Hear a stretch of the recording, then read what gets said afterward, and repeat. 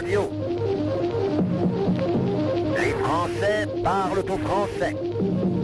Les carottes sont cuites. Les carottes sont cuites. Sud Radio Berkov dans tous ses états. Et oui, pour le numéro 1 mondial du tennis, Novak Djokovic, les carottes sont cuites pour le moment. En tout cas, il a été obligé de quitter l'Australie, il ne pourra pas participer à l'Open. Il rentre chez lui. Pourquoi ? Comment ? Qu'est-ce qui s'est passé ? Ça vaut le coup d'en parler. On prendra le temps de le faire. Sud Radio Berkov dans tous ses états, le fait du jour. Et parmi ces champions, évidemment, il y en a un que tout le monde connaît, et qui est un des plus grands, Novak Djokovic. Et il lui est arrivé une sacrée mésaventure en Australie. Alors, vous avez entendu la chose, et je voudrais, moi, demander à Slobodan Kostadinovic, qui est traducteur serbe, qui a traduit un livre remarquable dont on parlera bientôt. C'est un livre qui est paru il y a quelques années, qui s'appelle Tragique Pâques 1944, de Miloslav Samardžić. Et il dit pourquoi Belgrade a vu tomber plus de bombes alliées que nazis. Un des paradoxes de la Seconde Guerre mondiale, et c'est vrai que c'est toujours bon de rappeler l'histoire, vous savez, et que ce sont les États européens occupés ayant le plus résisté à Hitler qui ont le plus souffert de la part des Alliés, notamment le royaume de Yougoslavie, plus précisément dans ses parties serbes. Un livre d'histoire et un livre qui raconte un épisode qu'on ne connaît pas, qu'on connaît très mal ici.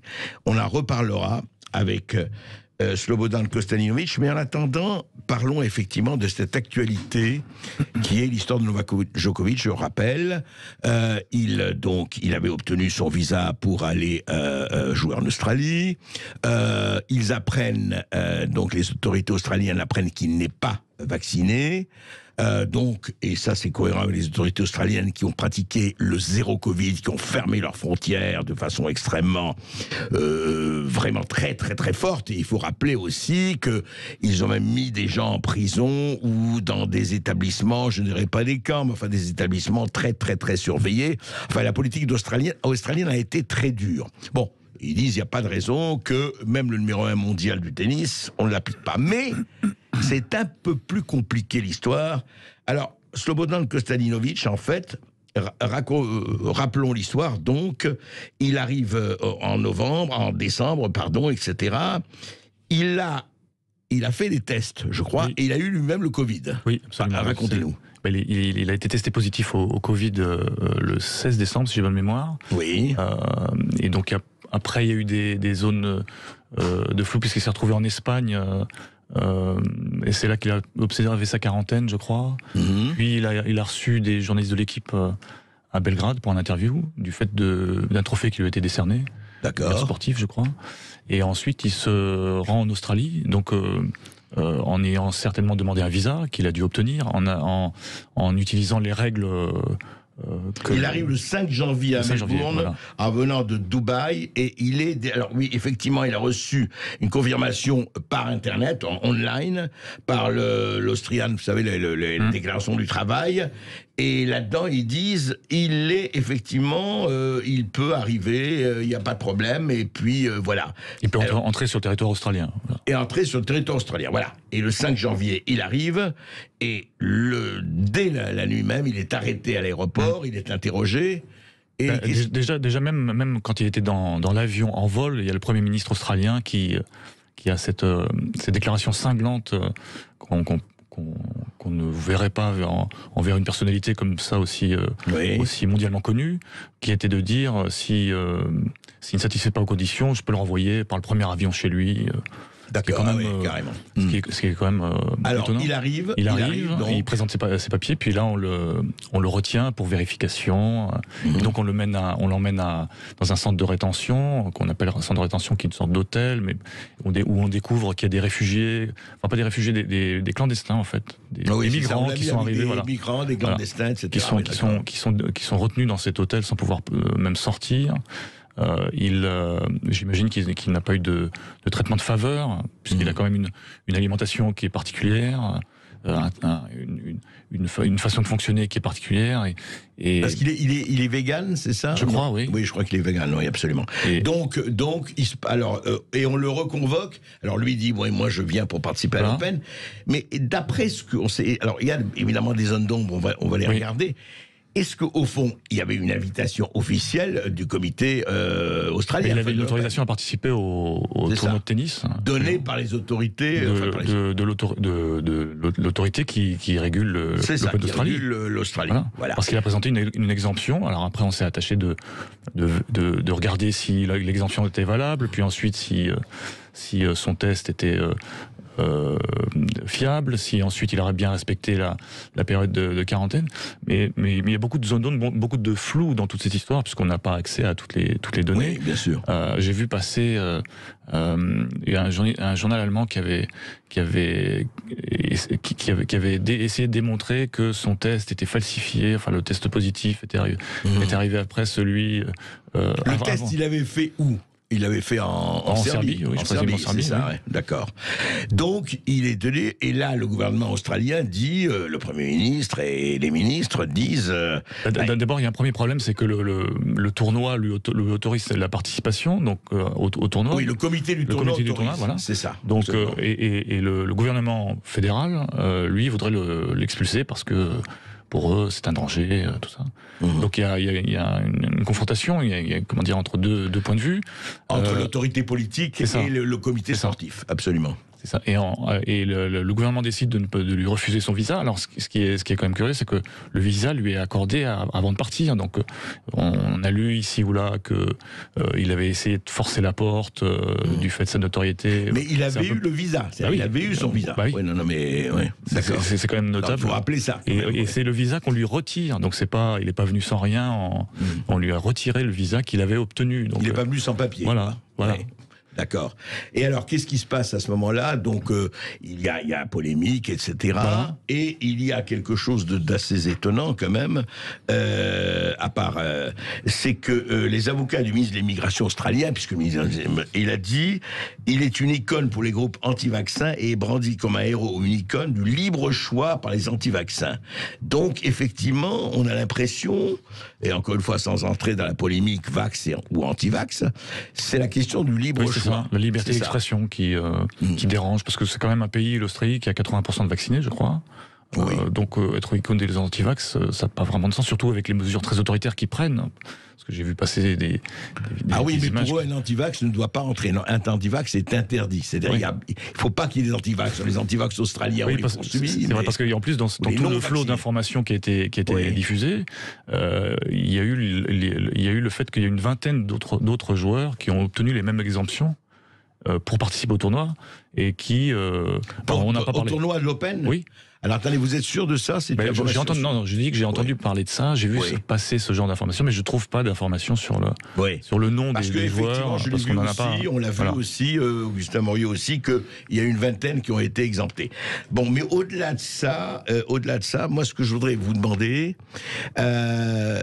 comment, alors vous avez suivi la polémique, etc., et comment ses compatriotes, comment les gens des Balkans, parce que Novak Djokovic, et pas seulement d'ailleurs chez lui, mais un peu partout, il y a eu, alors avant cela, il y a eu deux polémiques. Il y a eu d'ailleurs un certain nombre de joueurs comme Rafael Nadal, comme Ilie Nastase, l'ancien joueur, etc., qui ont dit, il n'a que ce qu'il mérite, il savait très bien la politique de l'Australie, il avait qu'à pas y aller, puisqu'il savait que, or, en fait, savait-il ou pas, c'est un autre problème. Vous dites vous-même qu'il avait eu un visa, qu'il avait une invitation.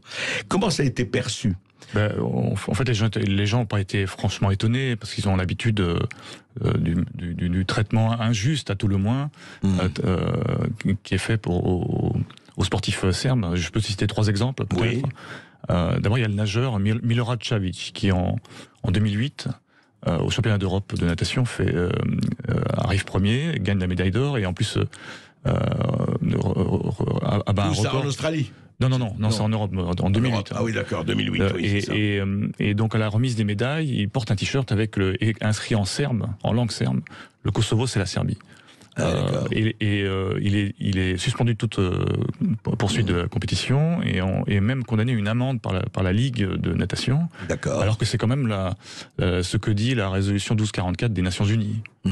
D'accord. Il y a un autre exemple, c'est un joueur de foot, un footballeur serbe de Bosnie, qui en septembre dernier s'est vu imposer par l'UEFA de recouvrir son tatouage. Il porte un tatouage du portrait du voïvode Momcilo Djovic, qui est un tchétnik de la Seconde Guerre mondiale, sous prétexte que ça aurait été un personnage, un homme politique qui a versé dans la collaboration pendant la Seconde Guerre mondiale, ce qui est totalement fou. Il avait été prêtre, il avait abandonné sa soutane pour combattre les nazis. Mais tout ça, c'est l'instance internationale qui révèle sa naïveté. Mais attendez, juste un mot quand même. C'est pas uniquement sur les Serbes, ça. Il y a beaucoup de joueurs un peu partout. En tout cas, les Serbes, quand tout ça s'accumule, ils sont plus étonnés, mais ils sont quand même scandalisés parce que l'impact est énorme. Novak Djokovic est perçu depuis longtemps comme le meilleur ambassadeur du peuple serbe dans le monde, et en plus il domine dans un sport qui est considéré comme noble. Donc, et rappelez aussi quand même Slobodan Kostadinovic qu'il a beaucoup donné pour les hôpitaux, etc. Il faut le rappeler quand même. Absolument, mais il a fait un don d'1 million d'euros, je crois, à l'hôpital de Gênes pour le Covid. Il a participé à la création d'un fonds ouvert par Maria Sharapova il y a 2 ou 3 ans pour indemniser les victimes, pour venir en aide aux victimes des feux de forêt en Australie. Oui, en Australie même, oui. Aussi. Donc, c'est quelqu'un qui verse beaucoup dans l'humanitaire, qui essaie d'être le plus humble possible quand il se balade en Serbie, à Belgrade ou ailleurs. C'est un monsieur tout le monde. C'est pas quelqu'un qui a besoin qui a remet, voilà. Absolument. Donc c'est perçu quand même les gens étaient scandalisés, et surtout parce qu'il y a une certaine hypocrisie des autorités australiennes, enfin qui ont politisé l'événement, ne serait-ce que par ces déclarations du Premier ministre australien qui lui envoie un message cinglant alors qu'il est encore dans l'avion. Oui,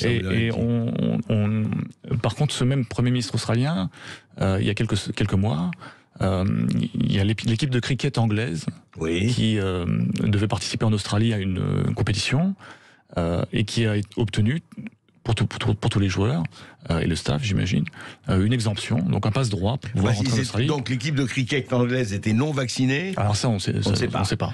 Mais en tout cas, elle a obtenu une exemption de quarantaine, une exemption de passe sanitaire, je présume.